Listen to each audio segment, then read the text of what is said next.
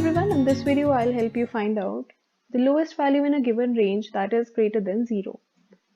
Very often we come across data sets that have negative values and multiple zeros and are required to find out the least non-negative non-zero value in the given range.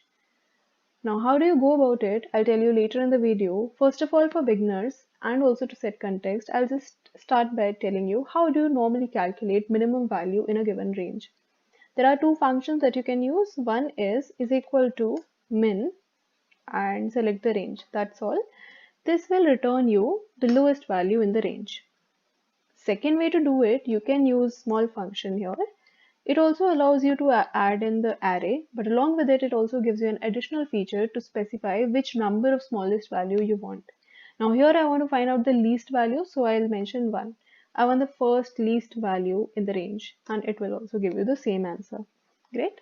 Now, how do you add the condition that is required in the problem statement here? First way is to use minimum function along with if. What we'll do is equal to min if, and here logical test is select the entire range, make it greater than 0, and again select the entire range. Close both the brackets. What it will do is it will check the cells that are greater than 0 in your range and then give you the minimum out of those cells. Okay, just remember one thing, do not press enter here. You have to press Ctrl Shift Enter for it to work properly. Okay, now another way of doing it is by using small function. Is equal to small array is the same range. Now, as I told you, it lets you specify which least value you want, right? And since the range is pretty small and you can see there are 2 zeros here, so you can just write, I want to see the third lowest value in the range because 2 zeros are to be excluded. Again, you'll get your desired answer. Suppose you have a very big range here. Now you do not know how many zeros are there. So what you'll do is, instead of specifying first, second, third, initially you enter in your range, but do not write a number here. Write a formula here. Count if, again select the range, criteria 0. But this situation is useful when there are only zeros there. We are not considering negatives for now, okay? It will count the number of zeros. This countif function will count the number of zeros in your range.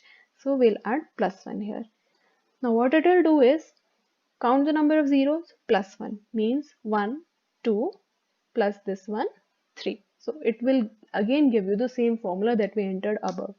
But this thing has a little bit more flexibility and ease of operation, right? Suppose you have some data that's entered till B100. So manually entering this number will not be possible in that case, right? So now only issue arises when there is a negative value in the range. What will happen? Everything will go for a toss apart from this function. Why? Because this function is including only greater than zeros, while these two are not. So how do you make it inclusive of negatives? We'll just add less than or equal to 0 here. What it will do is it will take account of negatives plus zeros, add 1 to it and specify that as the number of smallest value that you want. So in a nutshell, you can use all the three formulae. This one is great when you have a very small range and you have a clear visibility on the negatives and zeros. These two are the ideal ways to find out the lowest value greater than 0, and make sure you develop a habit of using these two.